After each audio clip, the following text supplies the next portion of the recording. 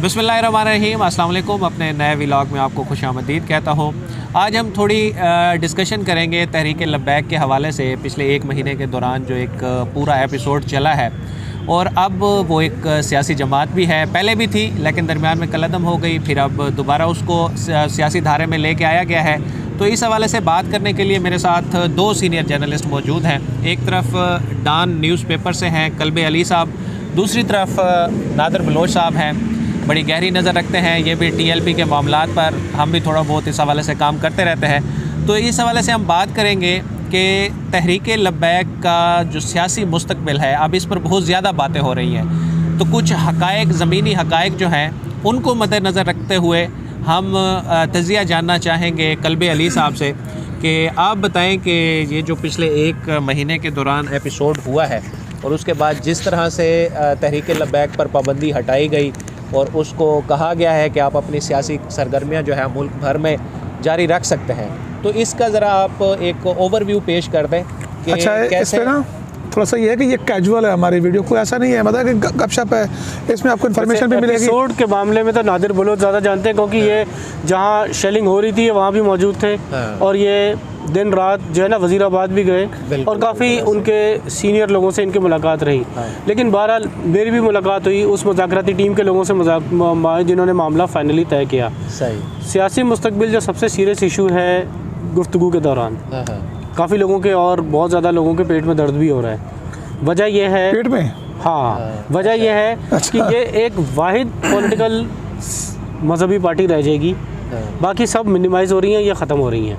अब आप देखें बरेलवियों वैसे ये एक बात हकीकत है कि वो अपना जो स्कोप है उनका कम होता जा रहा है, अवाम में पेनिट्रेशन कम होती जा रही है। हाँ, इस पे ज़रा आप एक अब आप बैकग्राउंड के बरेलवियों साथ पहले हम एक एक करके बरेलवियों पे आ जाते हैं स्टार्ट विद, क्योंकि ये मेनली बरेलवी हैं। वरना अब हमारे यहाँ मेन स्ट्रीम मीडिया में भी सब जगह ना अब हम एक सच को बदतमीज़ी की बात नहीं हो रही, डाउन की बात भी नहीं हो रही, लेकिन किसी को अगर हम एक बंदा शिया है या तंजीम, अगर जैसे तहरीक जाफरिया बेसिकली एक शिया पार्टी है, अब हम उसको शिया पार्टी कहने की जगह जी एक आए बाएं शाएं करने की क्या ज़रूरत होती है।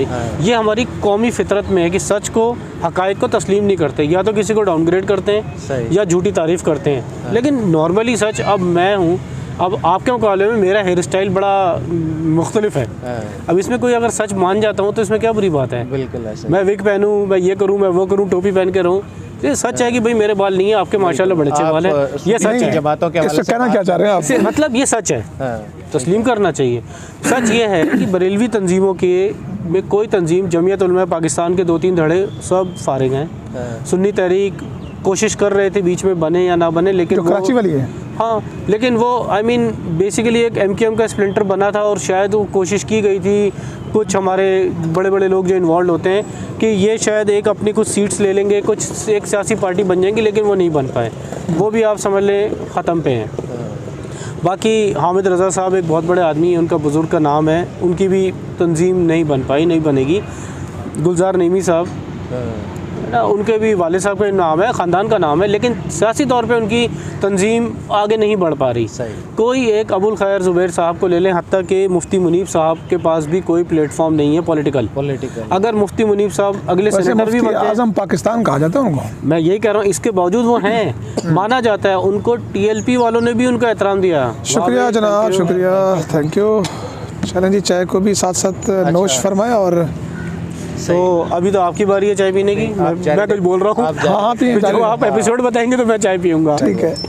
वो देखिए, अब मुफ्ती आज़म साहब हैं, सब कुछ है, लेकिन इसके बावजूद वो सेनेटर अगर बनना चाहें, हम चाहते हैं कि वो बने, उनके पास सिर्फ प्लेटफॉर्म कोई भी नहीं है, उन्हें कौन बनाएगा। और उनके पास अगर सेनेटर वो बनेंगे भी अगले, जहाँ तक मैं समझ रहा हूँ, ये MNA तो खैर मुश्किल ही बने, सेनेटर बनने में ज़रा एक क्लाउड बेहतर समझा जाता है, तो वो TLP ही वाले उन्हें बना सकते हैं। बिल्कुल। अगले जून तक आप देखिएगा, अगले 6 महीने बाद ये जितनी खींचातानी हो रही है, ये तो है बरेलवियों की बात। अब हम उसके बाद दूसरी तरफ जो सबसे ज़्यादा पॉलिटिकली एक्टिव जो ग्रुप्स हैं वो देवबंदी हैं। उसकी वजह है कि जिहाद के दौर से उनके पास पैसा, सपोर्ट, इंटरनेशनल सपोर्ट और जो मारधाड़ की ताकत है वो उनके पास बहुत ज़्यादा थी। तो तंजीमें तो वो छोटी छोटी थी, लेकिन उनका एक बड़ा स्ट्रॉन्ग क्लाउड था। या समीउल हक साहब कोई बहुत बड़ी तंजीम के कभी सरबराह नहीं थे, लेकिन एक उनकी अहमियत अलग थी। सिपह साहबा कोई मेजर तंजीम नहीं थी, लेकिन पूरे मुल्क में वो प्रेजेंस है, जहाँ दिल चाहे जो दिल चाहे कर सकते थे। इसी तरह जमात इस्लामी का अब एक और भी हक़ाइक़ है कि जमात इस्लामी वाले अब वो एक्सपायर हो गया शेल्फ लाइफ। हाँ बिल्कुल, सियासी से ज़्यादा वो अब एक फलाही तंजीम नहीं, फलाही भी इसलिए कि उसमें कंप्यूटर वो कुछ है नहीं ना, सियासत में वो रहा नहीं। हम नहीं जानते अक्सरियत कल में वैसे एक जुमला है, मैं यहाँ पे पूछना चाहूँगा, आप थोड़ा सा चाय भी पी दें, कि आप बात कर रहे हैं हम तहरीक लब्बैक के सियासी मुस्तकबिल की। सियासी जो नाक़दीन है उनके ना, जो बात करते हैं वो कहते हैं कि ये एक ख़ास नारे के ऊपर सर्वाइव कर रहे हैं, नामूस रिसालत के मामले के ऊपर। सियासत में आपको डिलीवर करना होता है, आपको साबित करना होता है, तो ये कितना यानी कि वो कारगर। अभी उनके 2 अरकान मेरे ख्याल में है सिंध असम्बली में, सही, उन्होंने अपने अपने हलकों में क्या किया, उस कारकर्दगी की बुनियाद पर आगे जाएंगे ना। इस पर कैसे देखते हैं वैसे आप? देखिए, मैं इसी पे आ रहा था। जी। मुफ्ती आबिद साहब जो मुज़ाकराती टीम में भी थे, कराची बल्दिया टाउन या किस इलाके से बहरहाल वो एमएनए के इलेक्शन लड़ रहे थे, वो 125 वोट से आ रहे हैं। 2 या 3 बार गिनती हुई थी। तो अब हम जो पॉलिटिकली जो मैं बात कर रहा हूँ ना, इस पर मैं थोड़ा सा आ जाऊँगा। पहले मैं सिर्फ तीनों बड़े बड़े जो देखिए, पाकिस्तान में 4 मेजर फ़िके हैं। जैसे मैंने अभी पहले कहा था, हमें किसी को हम डाउन नहीं कर रहे, ना हम किसी की बेजा तारीफ़ कर रहे हैं। एक जो हकीकत है कि भाई 4 एक शिया हैं, हम जमात इस्लामी तक पहुँचे थे, शिया हैं, बरेलवी हैं, देवबंदी हैं और अहले हदीस हैं। जमात इस्लामी थोड़ी सी एक अलग नज़रिया रखती है, लेकिन वो स्टिल देवबंदी और अहले हदीस के ज़्यादा क्लोज़ हैं। जमात इस्लामी का जितना बड़ा बेस यहाँ पे है, उतना ही बड़ा बेस अमेरिका में है। जितनी अलखिदमत यहाँ पे है, उससे ज़्यादा पावरफुल उनकी फलाही तंजीम अमेरिका में है। आप अभी अमेरिका से आ भी रहे हैं? जी, वहाँ पे जाके हमें पता लगी, सारे जिन लोगों से बड़े बड़े लोगों से मुलाकातें हुई, वो सब अलखिदमत से एफिलेटेड और जमात इस्लामी का उसका नाम वहाँ पे कुछ और है, वो मुस्लिम भी, हाँ, मुस्लिम समथिंग चैरिटी है वो। सही। लेकिन अब बात यह है कि इट शोज़ कि आखिरकार इनका जो एक सोच या यहाँ जो मेन नारा है एंटी अमेरिकनिज़म का, उसके अंदर कोई ज़्यादा वज़न नहीं है और इसलिए इनका कोई फ्यूचर रहा नहीं है। आप देखें इनके जलसों में, इनके तकरीबात में, इन लोगों की जो हमदर्द लोग हैं वो सपोर्ट कर देते हैं, मीडिया में भी आ जाती है पार्टी, लेकिन पार्टी का पॉलिटिकल फ्यूचर कुछ साफ नज़र आ रहा है, कहीं भी नहीं है। अच्छा जी, अब रह जाती है शिया पार्टीज़। शियों की जो मजहबी पार्टीज़ में एक तहरीक जाफरिया साजिद नकवी साहब का, एक MWM राजा नासिर साहब, और बाकी तो कोई पॉलिटिकल पार्टी है नहीं बड़ी। मतलब वो हामिद मूसी साहब का जो तहरीक निफाज़ फ़िक़े जाफरिया, वो इतनी आपको पॉलिटिक्स में उन्होंने डाला नहीं है। फिर एक बहुत बड़ा ग्रुप है जवाद नकवी साहब का, क्या नाम है उस तंजीम का, लेकिन वो लीडर ही काफ़ी मशहूर है। वो तो कहते हैं कि इलेक्शन में हिस्सा लेना और वोट डालना ही हराम है। यानी चले हम इनको अभी डिस्कस नहीं करना, हमारा मतलब है कि हमारा पॉलिटिकल यानी कि फेर रह गई, उस पे भी आज अब हम, यानी मैं सिर्फ कहना ये चाह रहा हूँ कि इनका सियासी तौर पे इन लोगों का कोई एक ऐसा स्ट्रॉन्ग रोल नहीं है, एक हल्का भी नहीं है जो कह सकें कि यहाँ से एक बंदा पक्का जीत सकता है। सही है, सही है, वो भी नहीं कह सकते। अब रह गई बात जमीयत उलमा इस्लाम, लोग समझते हैं कि ये सबसे बड़े मजहबी पार्टी है, but the fact is it's actually a Pakhtun nationalist party. जितने पठान राइट विंग वाले हैं और जो थोड़े से देहाती रिलीजियस नहीं है, मतलब इसकी वजाहत आप थोड़ा सुन लें कि राइट विंग पठानों का ग्रुप है। अगर पूरे पाकिस्तान में JUIF है, लेकिन इनके 80% से ज़्यादा ऑफिस बेरर सिर्फ पठान हैं। इस्लामाबाद से लेके कराची में भी आप देखें, इनके अक्सरियत जो सपोर्टर्स और जो ऑफिस बेरर्स हैं, जैसे कि अब पीपल्स पार्टी या नून लीग की मैं बात कर रहा हूँ या तहरीक जाफरिया की बात करें, तहरीक जाफरिया में तमाम कौमों के शिया तो हैं, लेकिन नॉन शिया कितने हैं उसमें? नहीं है। इसी तरह आप इस्लामाबाद से लेके हर जगह पे नॉन पख्तून JUIF में कितने हैं? इसलिए मेरा मतलब है कि मजहबी है वो पख्तून नेशनलिस्ट पार्टी है जो राइट विंग है। जैसे ANP पख्तून नेशनलिस्ट थी जो कि लेफ्ट विंग थी। ये मतलब है। पंजाब में उनकी एक सीट भी नहीं है, सिंध में भी नहीं है। सीट छोड़िए, एक मोहल्ले में उनके कितने जहाँ पे नॉन पख्तून हिमायती बैठे हैं, एक मोहल्ले में एक भी हो जाए चले तो भी हम मान जाएंगे वो पार्टी है कोई नॉन पख्तून। अब आ जाए, नॉन पख्तून अब आ जाए हमारा मेन मुद्दा। अब लेकिन तहरीक लब्बैक में सारी कौमियत के लोग मौजूद हैं। ये एक डिफरेंस है, सही है, मानना है ना। ये एक डिफरेंस है ना सबसे बड़ा, लॉजिकली बात। हाँ, मतलब इसलिए कि कराची में है तो वो जो महाजर लोग रहते हैं वो भी उसमें शामिल है, KP में पठान भी शामिल है। अब ये लोग सीट कम लें या ज़्यादा लें, लेकिन पूरे पंजाब में जो हमारा नून लीग वाले अपने आप को क्या कहते हैं कि हम सेंटर राइट पार्टी हैं। हाँ जी। तो जो थोड़े से मजहबी लोग भी हैं, थोड़े से भी मजहबी माइंडेड लोग हैं, उनकी बड़ी तादाद जो है वो नून लीग के हिमायती है। तो अगर ये लोग शिफ्ट होंगे, मतलब ज़्यादातर उस तरफ के लोग जो बहुत ज़्यादा बाएं बाजू चाय भी पीते रहें, ठंडी ना करें। तो जो ये सबसे पहला हिट देंगे तो वोट बैंक कटेगा नून लीग का। सही। पंजाब में पहला हिट। सिंध में किसको?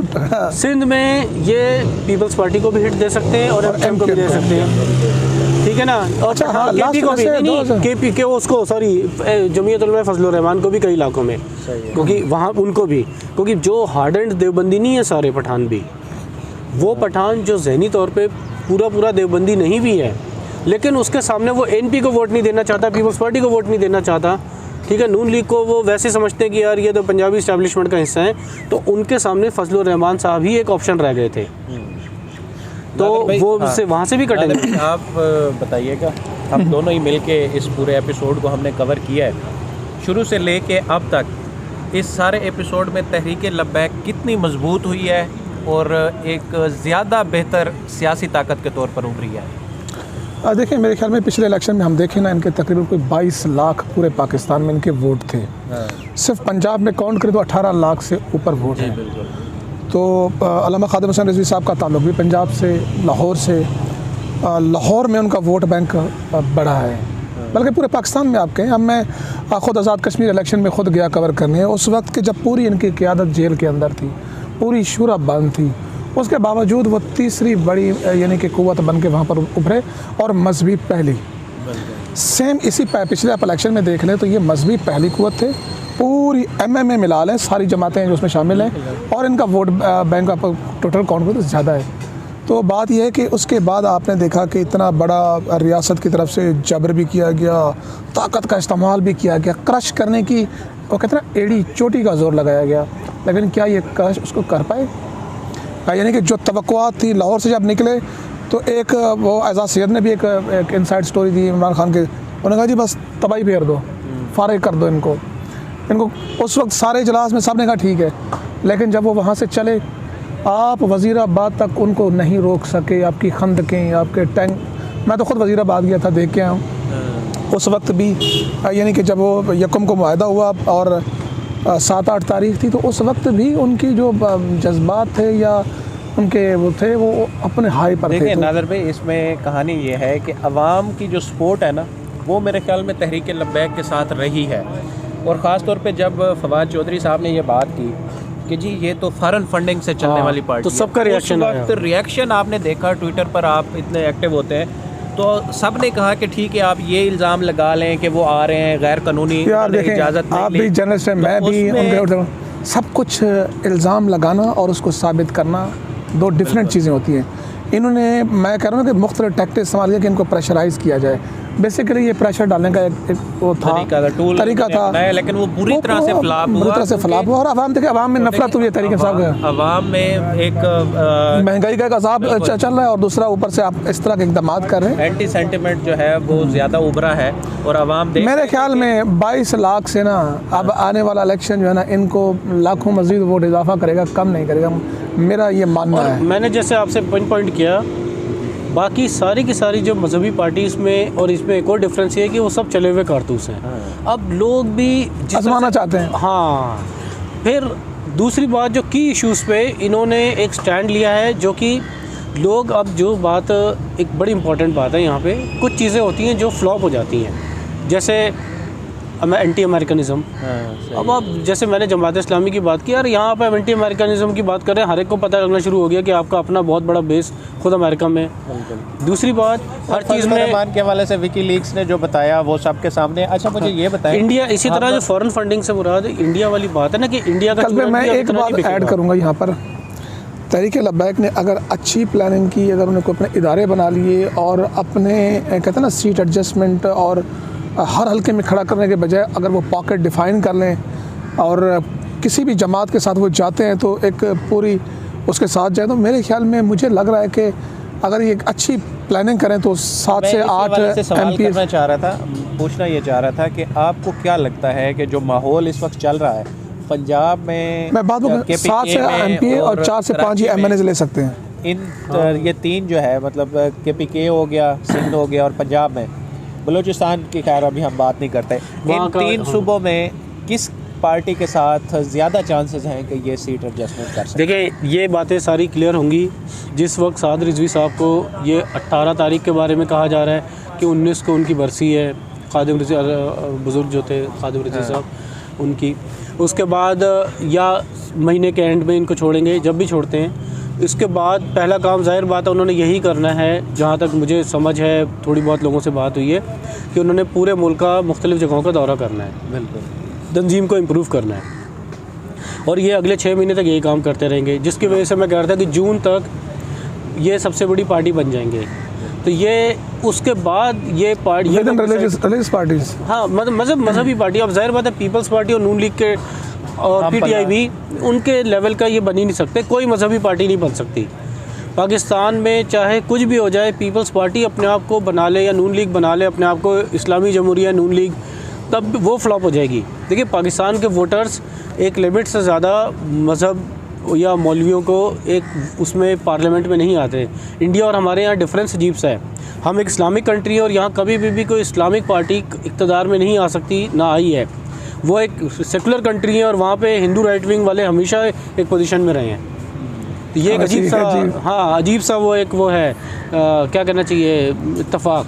हमारे यहाँ इस्टेब्लिशमेंट वगैरह की बड़ी सपोर्ट रही है उनको मजहबी तंजीमों को, और वहाँ पे लेकिन वो पावर में नहीं देखना चाहते, अब वो आ नहीं पाए। नहीं, आवाम नहीं सपोर्ट करती। आप अपने जनरल सब सेंटिमेंट्स वो लोगों से बात करें किसी एक कम्युनिटी को किसी एक जगह पे लोग घूम फिर के कहेंगे ठीक है जी मौलवी साहब अपनी जगह जलसे में आ जाएंगे, नारे लगा देंगे, लेकिन एक लिमिट से ज़्यादा वो पार्लियामेंट में मजहबी पार्टीज़ को नहीं आने लोग नहीं चाहते।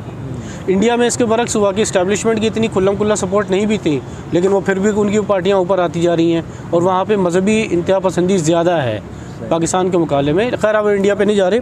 तो ये जो चीज़ हम कह रहे हैं ना कि वो सीट एडजस्टमेंट्स वगैरह ढिमकाना, ये डिपेंड करेगा थोड़ा सा टाइम पे, क्योंकि अभी तो हम ये भी देख रहे हैं कि पीटीआई बरसर इक़्तिदार है। हो सकता है पीटीआई आखिरी साल में फिजल आउट हो जाए, जैसे काफ लीग हो गई। भाई काफ लीग के इसमें तो ज़्यादातर ऐसे है ना फसली बटेरे, कोई इधर पार्टी से आया हुआ है, कोई उधर पार्टी से आया हुआ है। और जैसे चौधरी साहब कहते हैं ना कि आधे से ज़्यादा लोग तो नून लीग और पीटीआई में हमारे हैं, वो किसी भी टाइम हमारे साथ आ जाएंगे। इनके बारे में यही कहा जाता है कि ये हवाओं के रूप में बहरहाल जी ये आज का सेशन एक इजाफा छोटा सा कर दूँ। दूसरी बात है कि एक चीज़ अभी तक हम में से किसी को नहीं समझ आई, पता नहीं पीपल्स पार्टी वालों ने यानी कि जरदारी साहब ने और इन लोगों ने पंजाब को टोटली इग्नोर कर दिया था है। अगर ये लोग रिवाइवल करते हैं आखिरी पूरा साल, आसिफा बिलावल खुद जरदारी साहब भी आके पंजाब में बैठ जाए, 6 महीने बैठे रहे, तो जितनी लोग पीटीआई में गई है बहुत बड़ा चांस है कि वो सब वापस भी आ जाए। मैं बताता हूँ आपको, खबर ब्रेक करता हूँ। 35 हल्के इन्होंने मुशख्खस कर लिए हैं, किन्होंने?